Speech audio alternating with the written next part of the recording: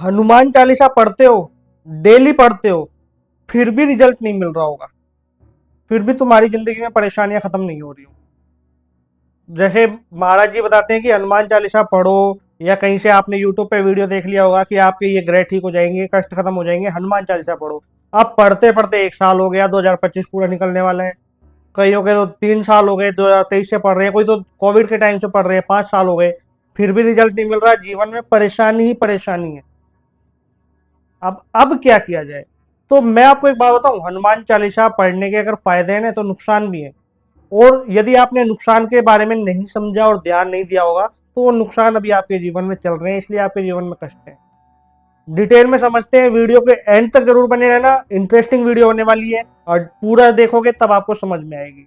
नमस्कार दोस्तों, मेरा नाम गौरव है। अगर आप मुझे नहीं जानते, इस चैनल पे पहली बार आए हैं, तो सब्सक्राइब जरूर कर लेना। ऐसी स्पिरिचुअल, तंत्र से रिलेटेड और पैरानॉर्मल वीडियोज मैं आपके लिए लेकर आता रहता हूँ। अब हम बात करते हैं कि हनुमान चालीसा पढ़ने के बाद हमें फायदा क्यों नहीं हो रहा।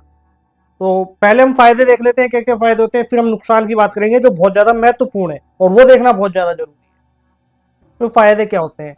हनुमान चालीसा जो डेली पढ़ते हैं, जिस डेली नियम पालन करते हैं, उनके जीवन में यदि शनि की महादशा चल रही है, वो ठीक हो जाएगी। क्योंकि एक कथा है, आपने सुनी होगी, कि कैसे शनि जब हनुमान चालीसा जब पढ़ते हैं हम, तो वो दूर हो जाते हैं और ठीक होने लग जाते हैं। उसके पीछे ये कथा है, उसके बारे में बताता हूँ। एक बार क्या होता है कि शनि महाराज जो होते हैं, वो हनुमान जी को बोलते हैं कि मैं आपके ऊपर विराजमान होऊंगा, और मेरी सात, जो सात की साढ़े साती जो होती है ना, शनि की साढ़े साती जिसे कहा जाता है, उसको आपको भोगना पड़ेगा, और वो बहुत खतरनाक होती है। वो व्यक्ति को बर्बाद भी कर देती है, और उस व्यक्ति को हकीकत भी दिखाती है, वकील को कर्म भी करवाती है, सब कुछ करवाती है। वो इतनी ज्यादा खतरनाक होती है। तो हनुमान जी बोलते हैं, देख भाई, कर्म तो मैं डेली करता हूँ, और रही बात बर्बाद होने की, तो जो राम के समीप है वो बर्बाद हो नहीं सकता, तो वो तो तू छोड़ ही दे, है ना। और दूसरी बात है कि तू सोचता है कि मुझे फायदा मिलेगा या मेरी कुछ तरक्की हो जाएगी बाद में, तो वो मुझे चाहिए नहीं, क्योंकि जिसको राम मिल गए उसको फिर जीवन में कुछ और नहीं चाहिए होता है। फिर शनिदेव बोलते हैं कि नहीं, आप चाहे कितने ही बड़े राम भक्त हो, लेकिन मेरी शनि की साढ़े साती की चक्कर में तो भगवान शिव भी नहीं बचे, तो आपको भी मुझे सहन करना होगा। तो हनुमान जी बोलते हैं ठीक है, आ जाओ, लेकिन हाँ, मेरी एक शर्त है, मैं राम का नाम लिए बगैर नहीं रह सकता। तो शनि बोलते हैं कि जब मेरी साढ़े साती आती है ना, तो अच्छे अच्छे भक्त जो होते हैं वो अपने भगवान से दूर हो जाते हैं। तो ठीक है, आप ले लो, लेकिन जैसे ही मैं बैठूंगा आपका नाम खत्म हो जाएगा, जो नाम जप करना है वो पूरा खत्म हो जाएगा। अब शनि जी बैठ गए हनुमान जी के ऊपर। अब हनुमान जी के ऊपर बैठ गए, तो हनुमान जी राम राम करें। अब जैसे वो राम राम राम राम करें, तो उनके क्या है कि सर के अंदर, क्योंकि वो हलचल करें शनि महाराज, कि भैया इसको बेचैनी हो, ये राम का नाम हटा दे, है ना। तो ऐसे हो तो हनुमान जी का ध्यान नहीं लग पाए। तो हनुमान जी ने सोचा है क्या करूं, बार बार मैं सर को हाथ फेरूंगा या सर के अंदर चेक करूंगा कि भैया परेशानी क्यों हो रही है, तो मेरा तो राम का नाम खत्म हो जाएगा। तो उन्होंने बड़े से बड़े पर्वत अपने ऊपर रखने चालू कर दिए, बड़े बड़े पत्थर, बड़े बड़े पत्थर। अब जैसे पत्थर रखने चालू, ये कथा है जो मैं आपको बता रहा हूँ, जैसे वो पत्थर रखने चालू किए हनुमान जी ने, शनि जी दबते चले गए। अब शनि जी चिल्लाए हैं, बोला हनुमान जी, मैं तो यहाँ बैठ ही नहीं पा रहा हूँ, आपने तो चट्टाने रख ली, मेरा तो पूरा शरीर अकड़ गया। तो हनुमान जी बोल सकते हैं, मैंने तो कहा था मैं राम के नाम के बगैर रहूंगा नहीं, और राम के नाम लेने के जो बीच में मुझे जो भी चीज परेशान करेगी, मैं उसका हल तो निकालूंगा। तो शनि जी क्या करते हैं कि वो बोलते हैं कि ठीक है, कोई बात नहीं, आप रख लो, है। अब शनि जी तो वैसे ही देवता होते हैं, तो उन्होंने उस चट्टान का भार भी सह लिया। अब सह लिया, तो हनुमान जी क्या करते हैं कि राम का नाम जपने के बाद पूरी पृथ्वी के चक्कर लगाते हैं, राम राम राम राम करते हुए। तो हनुमान जी उड़े। अब उड़ते ही वो जैसे ही उड़े, और पवन पुत्र है तो हवा से भी ज्यादा तेज उड़े वो, अब हवा से ज्यादा तेज उड़े, तो शनि जी लुढ़कते लुढ़कते हनुमान जी की पूंछ के अंदर आ गए। 2 घड़ी भी नहीं टिक पाए, कहा तो 2.5 साल, कहा 7.5 साल, और कहा केवल 2 घड़ी। 2 घड़ी भी हनुमान जी राम के सिर पे नहीं टिक पाए, हनुमान जी के सिर पे नहीं टिक पाए शनि महाराज जी, है ना। अब क्या हुआ कि शनि महाराज जी जैसे हनुमान जी की पूंछ में आए, अब हनुमान जी तो राम राम राम राम राम राम करते जाए, है ना? और क्योंकि जब वो उड़ रहे हैं, तो कभी इस पर्वत पे बैठ रहे हैं, कभी उधर जा रहे हैं, कभी उधर जा रहे हैं, शनि की जो हालत हुई है, जो दुर्गति हुई है, बहुत ज्यादा।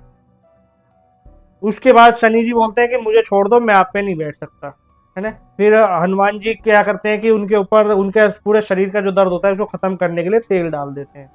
और जब से ये प्रथा चलती आती है कि जो शनि के ऊपर तेल डालेगा, यानी शनि के कष्ट करेगा, शनि महाराज उसके ऊपर नहीं चढ़ेंगे। और शनि महाराज ने हनुमान जी को ये वरदान दिया कि जो भी भक्त हनुमान जी की पूजा करेगा, उसके जीवन में कभी भी शनि की साढ़े साथी परेशान नहीं करेगी। तो एक फायदा तो ये हो गया। दूसरा फायदा क्या है? राहु केतु जैसे जो ग्रह होते हैं, जो छाया ग्रह जिनको कहा जाता है, वो भी जब हनुमान जी की भक्ति करता है जो व्यक्ति, उसको बुरा नहीं करते।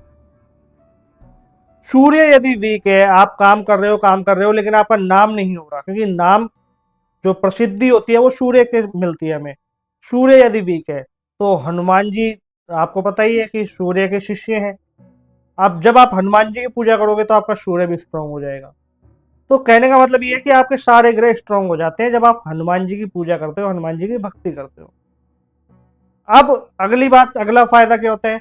घर में कोई भी नेगेटिविटी है, अगर आपको लग रहा है, देखो पहली बात तो मैं आपको क्लियर कर दूं, भूत प्रेत जैसे जो चक्कर होते हैं ना, वो 100 में से 1% ही रियल होता है, बाकी सब फेक होता है। लेकिन जहाँ रियल है ना, वहां यदि हनुमान जी का पूजा पाठ हो रही है तो वो चक्कर नहीं होगा। किसी ने कुछ जादू टोना कर दिया, किसी ने कोई तंत्र मंत्र कर दिया, कुछ भी कर दे, हनुमान जी की पूजा आप रेगुलर कर रहे हो, उसका असर नहीं होगा। क्योंकि हनुमान चालीसा में एक चौपाई में आता है ना कि भूत पिशाच निकट नहीं आवे, महावीर जब नाम सुनावे। तो वो जब दोहा है वो एकदम सही है। इसलिए जब हनुमान जी का नाम जब आप लोगे तो ये भूत प्रेत तंत्र मंत्र जादू टोना भी नहीं होते। अगला बेनिफिट, यदि कोई छोटा बच्चा है या कोई कॉलेज स्टूडेंट है और वो पढ़ाई में टॉप करना चाहता है, लेकिन उसका जो फोकस्ड है वो एकदम क्लियर नहीं है, हनुमान चालीसा का जाप करो, रेगुलर करो, नियम से करो, फिर देखो आपका फोकस क्लियर होगा, मेमोरी पावर बहुत हाई हो जाएगी, बहुत स्ट्रांग हो जाएगी। तो हनुमान चालीसा के बहुत फायदे हैं। मैं ये कहूंगा कि इतने फायदे हैं कि हम फायदों की बात करते चले जाएं तो वीडियो शायद 2 दिन भी अगर हम इस वीडियो को कंटिन्यू करेंगे तो भी ये वीडियो पूरा नहीं होगा। इतने ज्यादा फायदे हैं हनुमान चालीसा के। हनुमान चालीसा का जाप जरूर करना चाहिए, और खासकर उन लोगों को जो अपने जीवन में स्ट्रगल कर रहे हैं, या जिनके साढ़े साथी लगी हुई है, जिन्हें राहु केतु ने कुछ खराब काम कर रखा है, या जो गलत संगति के अंदर फंसे हुए हैं, या जीवन के अंदर जो वो पाना चाह रहे हैं उनको नहीं मिल रहा, तरक्की नहीं मिल रही है ना, पैसा नहीं आ रहा, तो उन लोगों को भी हनुमान चालीसा का जाप जरूर करना चाहिए। इसके बहुत फायदे। तो चलिए, ये मैंने बात बताई फायदे की, और ये मैंने थोड़ी सी स्टोरी बताई, है ना। जितना मुझे आइडिया था इस स्टोरी का, वो उतना मैंने आप लोगों को बताया कि कैसे हनुमान जी के ऊपर शनि की साढ़े साती आई, और साढ़े साती वो 2.5 घड़ी तक नहीं टिक पाई, 2 घड़ी तक नहीं टिक पाई, और शनि महाराज जी चले गए। और जब से हनुमान जी की जो भक्ति करता है उस पर कोई साढ़े साती नहीं लगती है, कोई भी किसी भी ग्रह की महादशा नहीं लगती है। अब मैं नुकसान की बात करता हूँ, जो सबसे ज्यादा जरूरी है कि लोग परेशान क्यों हैं। देखो, एक तो जब आप हनुमान चालीसा का जब पाठ करते हो तो बहुत सारे ऐसे लोग होते हैं जो बाथरूम में नहाते नहाते जय हनुमान ज्ञान गुण सागर, जय कपीस लोक उजागर, कुछ काम करते करते जय हनुमान ज्ञान गुण सागर, कहीं बैठे हुए जय हनुमान ज्ञान गुण सागर। तो ये जो आप बार बार बार बार बार बार बोल रहे हैं ना, देखो हनुमान चालीसा कोई नाम जप नहीं है, ये पूरी चालीसा है, पूरा चरित्र है। इसको आप हर समय और रट्टे मार के बोलोगे, नुकसान के अलावा कुछ नहीं होगा, इसका नेगेटिव इफेक्ट आपके ऊपर पड़ने लग जाएगा जीवन। तो ये बिल्कुल नहीं करना होता, ठीक है। अब अगली बात, हनुमान चालीसा आपको आती नहीं, आपने आज से पढ़ना स्टार्ट किया, है ना, और पढ़ते पढ़ते आप जैसे कोई शब्द ऐसे होते हैं जो गलत बोल गए, नेगेटिव इफेक्ट पड़ता है, 100% पड़ेगा। तो अब इसका क्या इलाज है? इसका इलाज ये है, पहले उस हनुमान चालीसा को नॉर्मली बिना पूजा विधान में बैठ के पढ़े, नॉर्मली आप एक किताब की तरह पढ़े, पूरा उसको याद कर लें, फिर उसका उच्चारण करें, वो सबसे अच्छा माना जाता है। अगला नुकसान मैं बताऊं, हनुमान चालीसा कोई सुबह पढ़ रहा है, कोई शाम को पढ़ रहा है, अपने मन के हिसाब से और अपने समय के हिसाब से पढ़ते हैं। अब बीच के टाइम में पढ़ना गलत होता है, दोपहर में और ऐसे सुबह पढ़ लो या शाम को पढ़ लो, लेकिन उसका भी एक नियम होता है। जब इतनी आज़ादी दे दी जाती है ना कि चलो ठीक है सुबह नहीं तो शाम को नहीं तो सुबह, तो उसके साथ एक नियम बन जाता है, समय।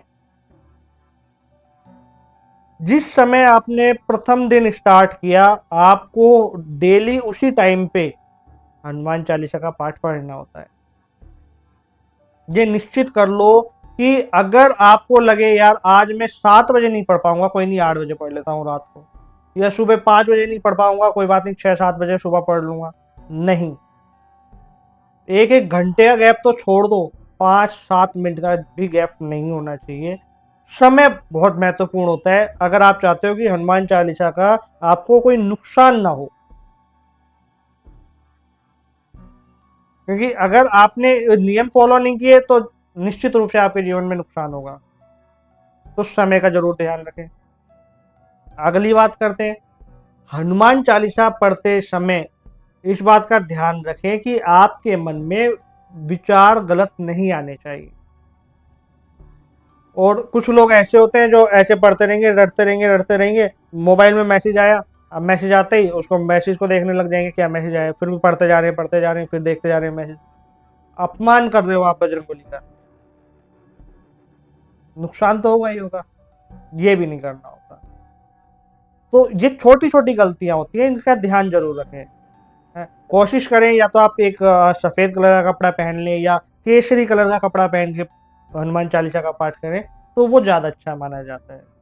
और घी का दीपक जला के हनुमान जी के सामने यदि आप पाठ करते हो तो बहुत अच्छा है, लेकिन कई लोग सफर में चले जाते हैं, वो नहीं कर पाते, तो कोई प्रॉब्लम नहीं है, कोई प्रॉब्लम नहीं है कि हाँ भैया आप सफर में चल रहे हो और आप दिया नहीं जला सकते तो आप कैसे पाठ करोगे, कोई बात नहीं, पाठ जरूर करो, टाइम पे जरूर करो।